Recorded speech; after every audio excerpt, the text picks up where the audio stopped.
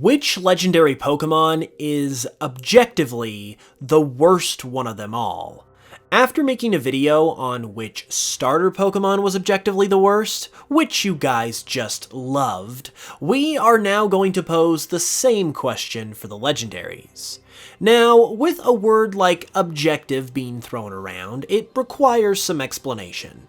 This is going to be about finding the definitive worst legendary in existence in as unbiased of a way as possible. How we are going to do this is by judging these Pokemon based on four main factors: base stats, typing, ability, which is a new category that I added after the starter video based on your guys' feedback to allow for even more info to be considered, and then finally, popularity, which you guys thought was awesome last time, so why not do it again? For real though, while I do understand your reservations about a popularity metric in an objective video like this, here is why we're using it. If we didn't, this would simply be determining which Pokemon is the weakest or the worst from a battle perspective. And one, that's not the question we're asking today, because two, there is so much more to a Pokemon than competitive viability or in-battle prowess. A huge part of each and every Pokemon is in its appearance, its design, and frankly, its public perception. So while at the end of the day there is some amount of opinion involved there, this is something that absolutely has to be considered as far as I'm concerned in order to properly evaluate the totality of each Pokemon and what they bring to the table, because there's a lot about a Pokemon that numbers can't quantify. And doing it by using the general public's opinion, which consists of thousands, even millions of people, is about a fair way to incorporate this essential element of the evaluation of these Pokemon as you're going to get. So, all in all, while we are being as objective as humanly possible here, the term objectively worst is more so just an arbitrary title that we're throwing around than anything else, because it's just for the sake of fun at the end of the day, and all of this is only relevant within the confines of this video. So try not to get too wound up, because honestly, it's really not that big of a deal. With all of that out of the way though, let's go ahead and get into it and find out which legendary Pokemon is the worst.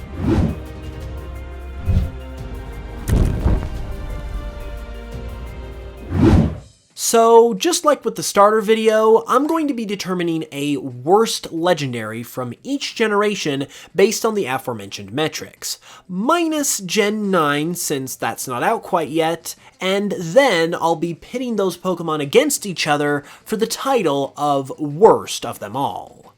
I'm also only looking at legendaries and not mythical Pokemon, since mythicals are a separate group of their own, and I also might do a separate video for them as well.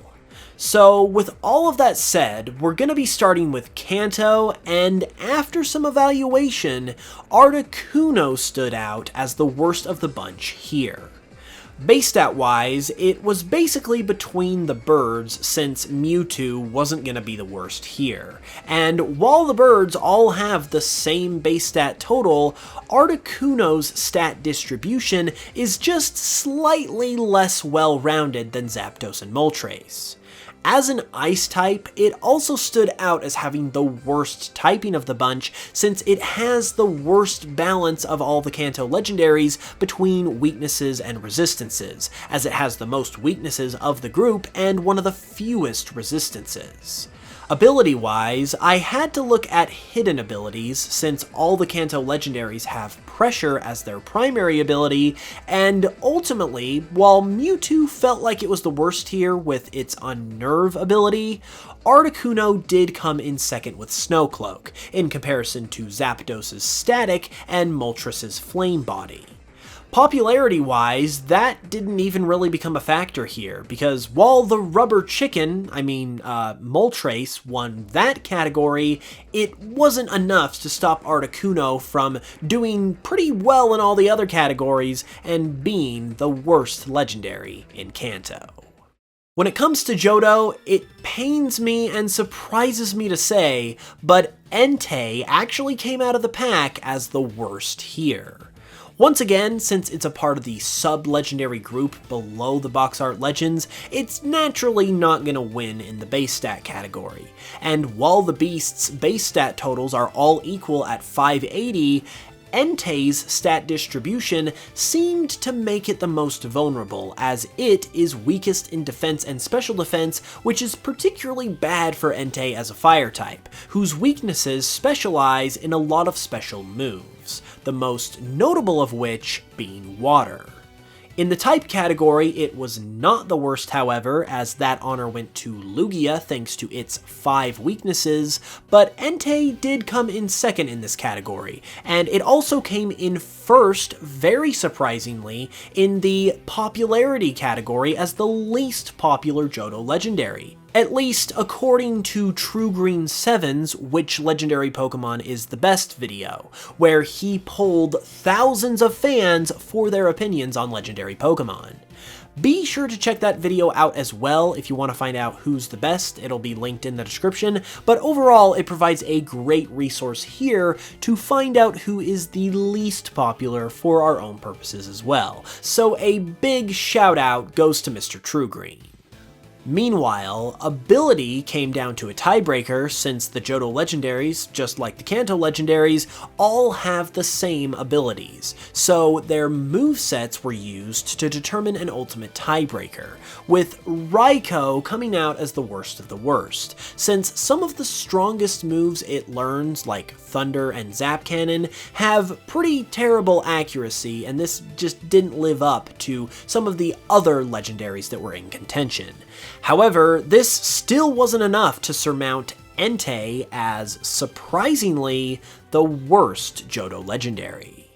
Looking at Hoenn's legendaries, this is where the roster of each generation's legendary Pokemon begins to expand a little bit. However, it is fairly easy to identify a standout here, and that would be none other than Regirock. I'm sure to many of you that doesn't come across as too much of a surprise, considering it has to compete with the likes of the Weather Trio and the Eon Duo, but let's get into why a little more specifically. It's tied for the worst base stat total with its fellow Regis, and it appears to have the worst distribution/coverage of its stats compared to the other Regis as well. With 5 weaknesses, it also stands out as having the worst typing, and according to TrueGreen7's poll video, it is also the least popular of the Hoenn legendaries. Regirock does have a pretty good ability though, which is why Kyogre ended up being the worst in this category, as its ability, Drizzle, will make its water type attacks stronger, but as a water type, it's already resistant to fire type attacks, meaning that the secondary effect of Drizzle, which is weakening fire type attacks, is kind of nullified by Kyogre's own type. And also, just straight up, this is definitely not as good of an ability as Regirock's Clear Body ability, which prevents its stats from being lowered. However, Regirock still ended up losing in too many other areas to be able to make it all the way back with just its ability, which is why it has ultimately been determined as the worst legendary of Gen 3. For the Sinnoh region, the worst legendary here ultimately emerged as Uxie. And as part of the Lake Trio, for as important as they are some of the more diminutive legendaries that Sinnoh has to offer, especially when Sinnoh's legendaries are mostly comprised of creator deities in some way, shape, or form. So due to this, the Lake Trio were kinda given the short end of the stick and all have the worst base stat totals here. And even though they're also just pure psychic types, they also end up having the worst typing in terms of weaknesses and resistances. There are Pokemon who have more than the Lake Trio's 3 weaknesses, like Giratina for instance, who has 5 weaknesses.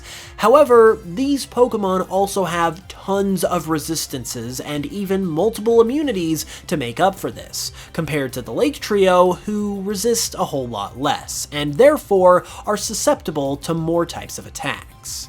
These Pokemon also didn't do well in popularity either, as Mesprit and Uxie were the least popular Sinnoh legends in True Green 7's poll. Once again, be sure to check that out. And while Regigigas in the ability category definitely wins here with its slow start ability, the Lake Trio swept the other 3 categories, making them a pretty easy choice. The reason why I singled out Uxie in particular, though, is because between it, Mesprit, and Azelf, Uxie made it into the top 2 worst positions in these categories the most amount of times, effectively breaking the tie with the other 2 and making it the worst of the worst. In Unova, the worst legendary is probably fairly easier to determine, and it definitely lines up with what you might imagine, because the worst legendary from Unova is Tornadus.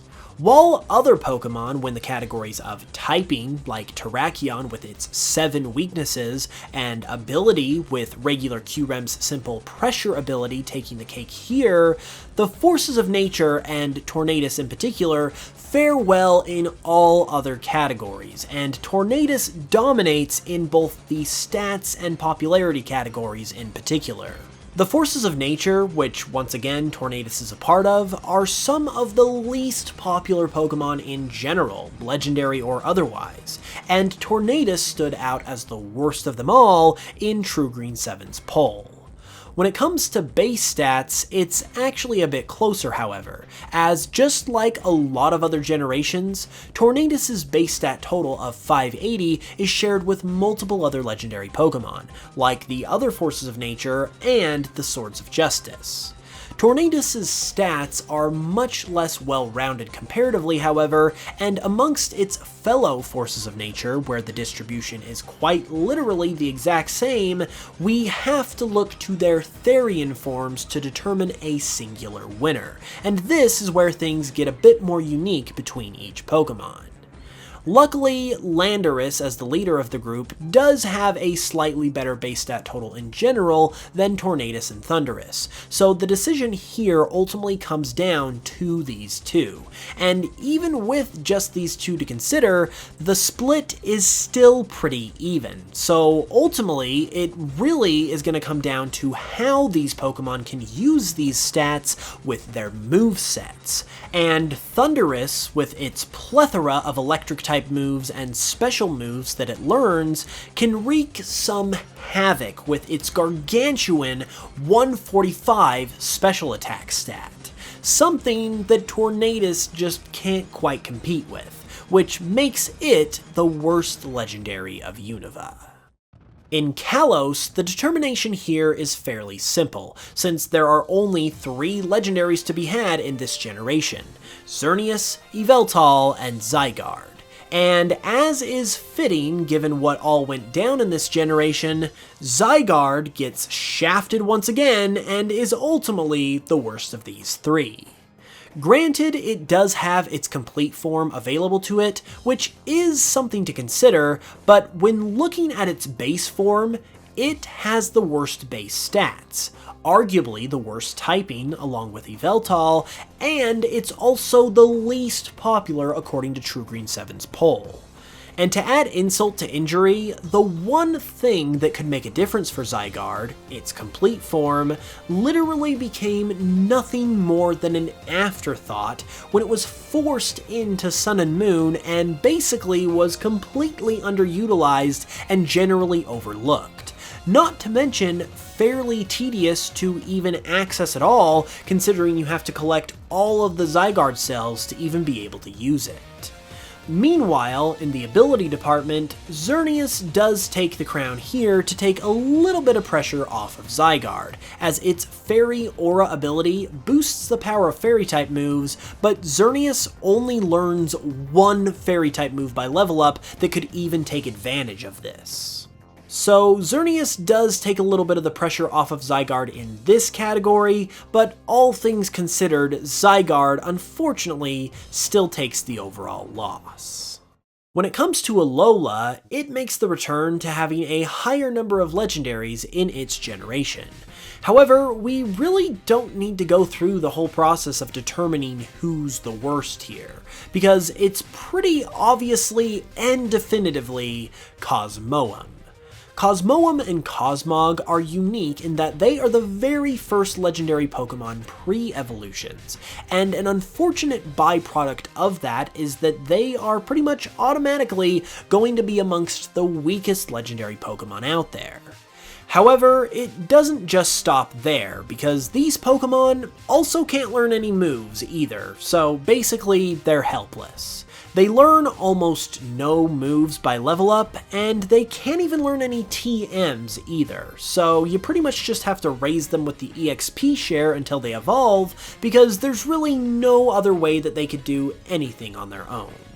This is why we can kinda bypass all of our criteria in this generation, because these two are the clear and obvious winners here because of how exceptionally bad they are when it comes to strength and viability in battle. However, Cosmoem ultimately got the singular honor here of being the worst over Cosmog. And this is actually a great example of why you need to look at more than just stats and moves and abilities, because if we didn't, Cosmog would win here. It is literally a weaker Cosmoem, but no one in their right mind would say that Cosmog is the worst legendary in Alola, because Cosmog has something else going for it that Cosmoem doesn't, and that is icon status. Cosmog is not only an icon in its own game, but is also pretty popular in general, and its story, development as a character, and public perception is what this Pokemon is about. It wasn't made to battle, it was made to be something that people would fall in love with throughout the story of Sun and Moon. And that is why a popularity category is important to have here, because Pokemon are created for far more than just battling, and numbers can't measure and quantify everything, like I said earlier. In comparison to that, Cosmoem has nothing to stand on. It may be slightly stronger than Cosmog, but it is pretty much completely overshadowed and forgotten about compared to its evolutionary relatives or even legendary Pokemon as a whole, and given that it's also extremely weak and learns no moves, it really doesn't have anything going for it, and that is why it is the worst legendary of Alola. We have now finally reached Galar, the most recent generation that we're going to be covering in this video, and the worst of the worst in Galar is the base form of Calorex. Other than the base stat category, which is won by Kubfu, Calorex sweeps every other category easily. It easily has the worst typing with 7 weaknesses, including a quad weakness to Bug. Its ability, Unnerve, is definitely the worst out of all of the others that the other legendaries have to offer, and it is also the least popular Galar legendary according to True Green 7's poll. And even though it doesn't have the worst base stats of the generation, Calorex still only has a total of 500, which is not good for a legendary Pokemon, and is also the second worst of Galar's legendaries, right behind Kubfu in terms of overall totals. Its only saving grace are its 2 extra forms, but Calorex on its own has gotta be considered just as much as its other forms are, because it is its own Pokemon. And considering that you also have to have a whole other legendary Pokemon to even be able to access one of these extra forms, it can only do so much for Calorex, and that just isn't enough to save it from being the worst legendary of this generation. So now that we've determined who the worst of each region is, it's time to determine the worst of them all. As a recap, we've got Articuno, Entei, Regirock, Uxie, Tornadus, Zygarde, Cosmoem, and Calorex as the finalists. And while I would like to make this a big climactic ending as I unveil the objectively worst legendary Pokemon, it actually became apparent who that was just a few minutes ago in the Alola section. Because yes, it is easily Cosmoem. It definitely has the worst stats of these finalists, it's one of the most unpopular and forgotten legendaries of all time, and while it might not have the worst typing or ability here, it has no moves, meaning it literally cannot do anything, other than maybe take a hit with its high defense stats. So, while it might not be as much of a shock as you were hoping for, it's pretty clear as far as I'm concerned that Cosmoem is the worst legendary Pokemon ever, all things considered, to this point. However, since it is one of those unique legendary pre-evolutions, if you wanted to pick an alternate in this category instead, it would have to be the base form of Calorex, because how poorly it stacked up to Galar's legendaries, with its poor base stats for legendary Pokemon, plethora of weaknesses type-wise, and a comparatively meh ability, is pretty much how it fares against all of these other legendaries too, which puts it pretty firmly in second place behind Cosmoem as the worst legendary ever. What do you guys think about all this though? Like I said earlier, I'm pretty sure some of you will have comments with your own thoughts on this whole assessment we just performed, but at the end of the day, none of it really matters outside of the confines of this video, so try not to take it too seriously because it's just for fun. If you enjoyed the video though, be sure to leave a like and subscribe for more if you're new, and check out my Spotify if you'd like to win a free copy of Pokemon Scarlet and Violet, because I am going to be giving away a copy if we can get enough new listeners by the time the games come out, and it's also just super appreciated and helps a lot in general. With that said, I will be back with another new video very soon, and until the next one, as always, thank you guys so much for watching this one, I really appreciate it, and I will smell you guys later.